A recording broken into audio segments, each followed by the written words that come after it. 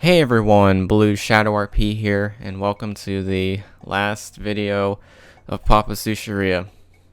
So, in this video, I said I would go over to the parade and check out the parade based on what I unlocked so far in terms of customer levels and all that kind of stuff, and give my thoughts on the game and my and basically talk about what I'm gonna do for the future of the channel. So yeah, let's get to that. So here we are at the parade, and it just looks like this because it's Halloween. So yeah, but there we go. Alright, so for Papa Sushiria, I kind of saw it coming since it was kind of like I'm not sure if I should say highly requested game, but I did see it was requested by some people, so I'm very glad that Flipline decided to make it and, you know, like make it for us and produce it for us to play. So that is great, and it was a blast to play through as well, even though like I had to get like really far into the game, like as far as like rank 100 for example. Like even though when my hand, like my right hand was starting to feel sore and stuff from like all the clicking and stuff like that and all the moving around and that sort of thing, I still managed to do it. So yeah, but some people may also argue that Papa Sushiria may be one of the hardest Papa Louie games, and to that statement I do agree. And one reason that I do agree is because of one particular station, and y'all know what I'm talking about, the build station. Because in the beginning, I'm not gonna lie, on day 3 I actually failed the day like 3 times because well, the thing was though, I played it once and then I quit. Like, you know, when you quit you lose all your stuff and then you can go back again because it's not really saved. So I started at day 3 like 3 times, right, just to try to get like all the customers satisfied with their order, because on at least one customer I ended up failing. So it's like, yeah, it doesn't really feel good when you fail on a character or a customer. So I at least wanted all the customers to be satisfied, but yeah, it was a little difficult at first because the build station was such a problem because of the trying to align the ingredients in a particular way evenly, and trying to cut it into 8 equal pieces, except you didn't have the cutting guide in the beginning, so that's what makes it difficult. However, the cook station, the order station, and the tea station, those are all easy, except the build station is really the problem. So after you get the upgrades, which for me, some people actually commented on this as a reply to something that I said in a video that happened to me, was that I actually got the cutting guide earlier before I bought it, which I thought was a little bit weird, but it's like I didn't pay the 150 in-game cash to buy this upgrade. I didn't have it at the time, but apparently somehow I got it early. So yeah, I saw some comments saying that it happened to them too, so I was happy to find out that I wasn't the only one that this happened about. So yeah, it was a little bit weird at first, so it's like, okay. And then after that I witnessed that on that particular day, I went into the shop and actually bought the upgrade. So yeah, and then it actually explained to me again, like, oh, there's lines now, and now you can make better cuts or whatever. So okay, but you were still on your own though for trying to align the ingredients. So basically you just drop like a new ingredient, like you just place a new ingredient or another amount of that certain ingredient and the parade's done. You just drop a certain amount of that ingredient where it's not white, and then like that's the key to try to get them aligned properly to where you at least have a higher chance of trying to get the score that you want, which is pretty much a perfect. But yeah, and then the other part of that comes with the cutting. You got to cut it into 8 equal pieces, and you have the lines on the sushi itself and the lines that are the shadow on the ground. So you kind of have to like line it up where it's on the line exactly. It can't be like left or right of the line by like a millimeter or something like that. It has to be like right above that line in order to get a perfect or to increase your chances. So yeah, it's kind of like a tall order to try to do this for just the build station, but yeah. And also drizzles and like, you know, shakers. I didn't really have an issue with those. I don't think those really affected the score too much because sometimes I did kind of go like in a haphazard way with some of the shakers and some of the drizzles, but it didn't really affect the score that much as I thought it would. But you know, I didn't really have much of an issue, so just kind of go like in a zigzag to start and then just go up and down. So yeah, that's pretty much the build station really. But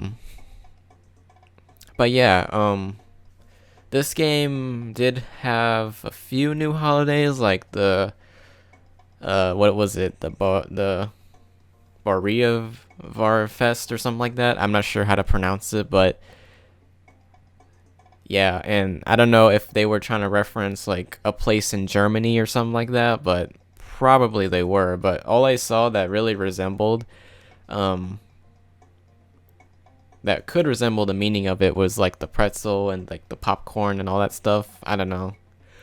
But and also we had Lucky Lucky Matsuri, which was the festival kind of like thing that they do, right? And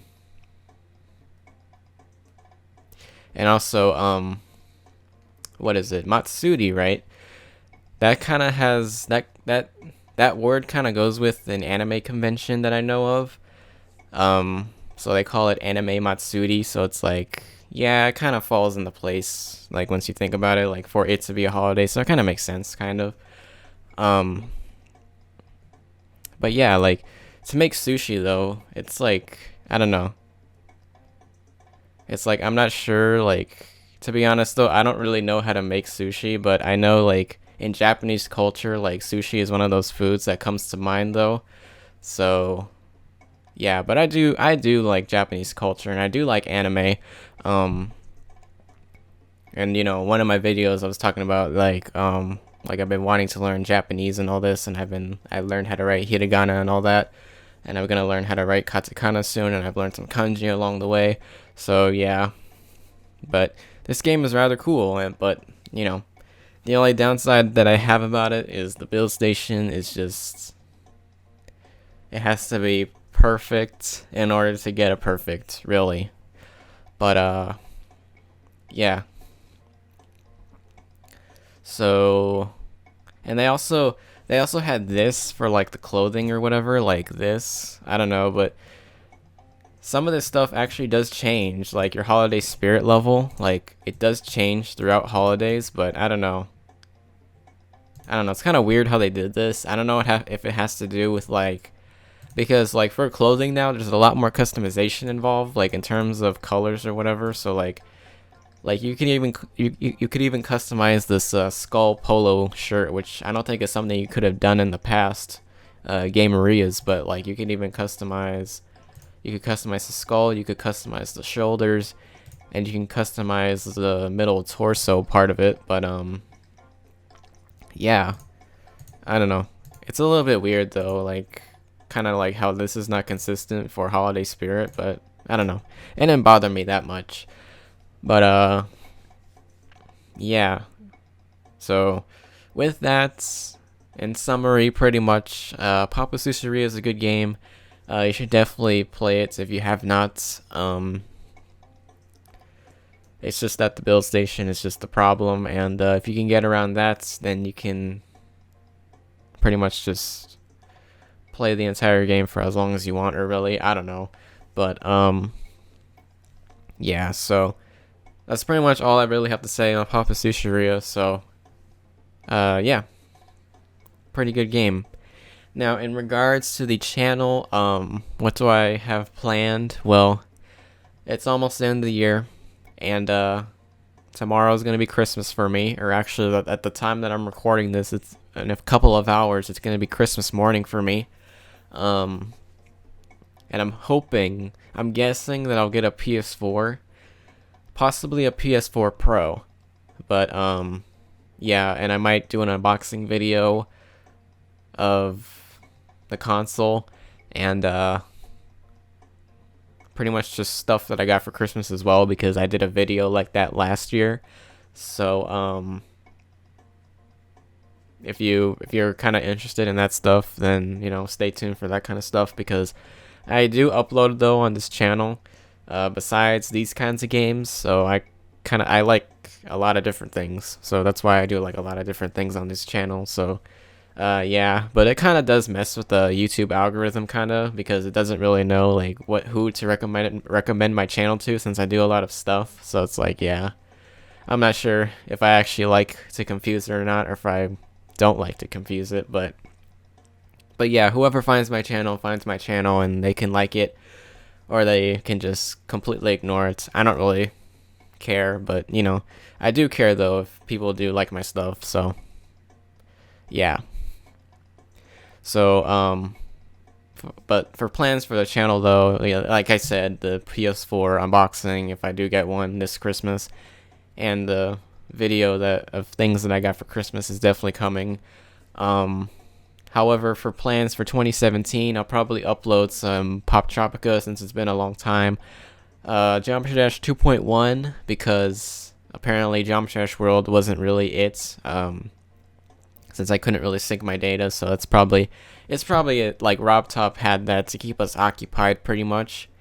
So yeah, but 2.1 is still out there somewhere in development, so hopefully that'll get released soon, probably before 2017 or after. I don't really mind. And also Super Mario Run, which I played on its release date, and I'm planning to upload World 6 of that game, because I actually do want to get some footage of the final boss. But however, I gotta play the game again to get used to it, because the last time I actually played Super Mario Run was when I was actually recording it for YouTube. So yeah, I gotta get used to that game real fast, and also try to collect as many colored coins as I can. So that's something else to look forward to on this channel. But yeah, it's been a great journey with this game, Papa Sushiria. And yeah, whatever I find interesting, like whatever games, because I know I missed out like on a lot of games. Like if I do get a console like an Xbox One or PS4, there are a lot of games on those consoles that I missed out on, because the only console that I have that is closer to our current generation is 3DS and Wii U. I don't have Xbox One or PS4. I might get one tomorrow, but I don't know. But if I do, then I could play some games that I've missed on those consoles that I've been wanting to play for a long time, and might actually see those on the channel in the future. So yeah, that's a good thing as well. What else? And yeah, basically whatever game that comes to mind for me to play in next year, then I'll definitely play it for the channel. And yeah, that's pretty much it, really.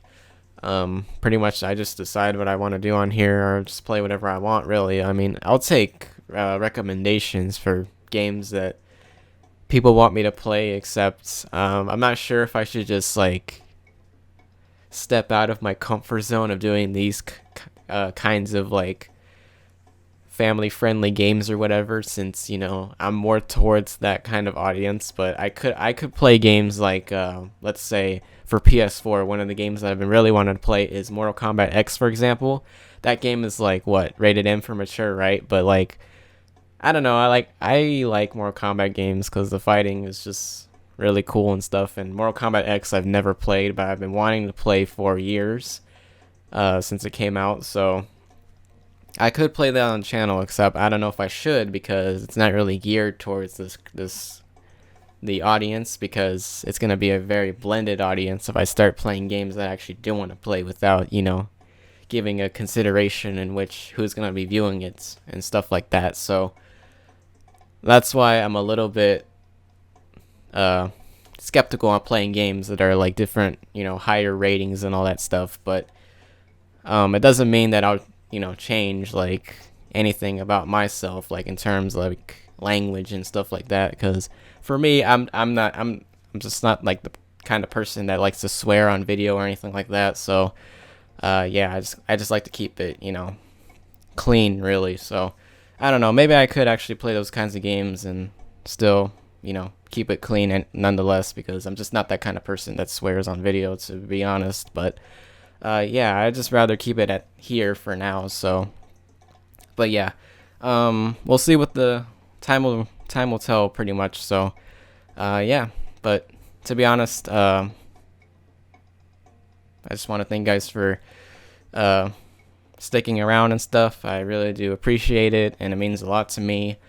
And the fact that Papa Louie games are what keeps my channel alive and stuff and active, because sometimes I put out videos that are other than this and they don't get as much attention as these do, but I still enjoy doing it nonetheless. So yeah, so I don't think I really have much else to say. So I want to thank you guys once more for sticking around and stuff. I want to thank you guys so much for the comments and the likes and everything. Really does mean a lot. So yeah, so I think that's where I'm gonna end the series and end the video. So if you guys enjoyed, please leave a like down below. It helps me out tremendously, and I will see you guys again soon in the next one. Thank you guys so much for watching. Have a wonderful day, and as always, goodbye.